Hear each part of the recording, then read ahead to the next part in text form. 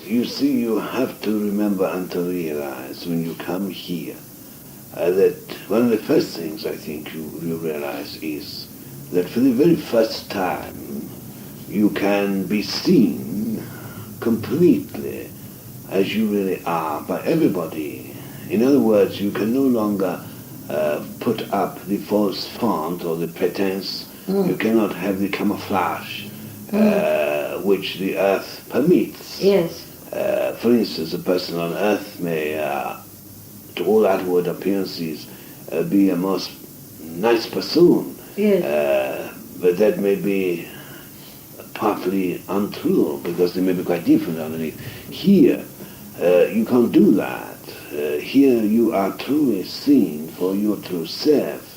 And it is a great, great shock for a person when they begin to realize that people can see inside them and know them as they truly are. And in consequence, the average person soon begin to realize that there's much need for change. They begin to see themselves too much more clearly, you know. Yes. And they are very conscious of themselves. Now, a person can be conscious of themselves from the point of view that they want to be different because they are disgusted or unhappy with what they see. Or a person can be quite happy with what they see in themselves. So on some spheres you do find people are not at all upset, you know, with themselves. They like themselves. You know, you get people in your world who know themselves pretty well, and they're quite pleased with themselves, and they don't particularly want to be any different. They know that they are bad in many ways, but they don't necessarily want to be different. Yes, I know. They think it is a good thing sometimes to be as they are. They think that it is a protection for themselves against other people who would take advantage of them. They pride themselves on being tough, you know. Yes. And you get people, when they come here, who still retain that attitude on certain spheres near the earth. And sometimes they don't change for a long time. It takes them a long time to realize that they must change if they want to advance.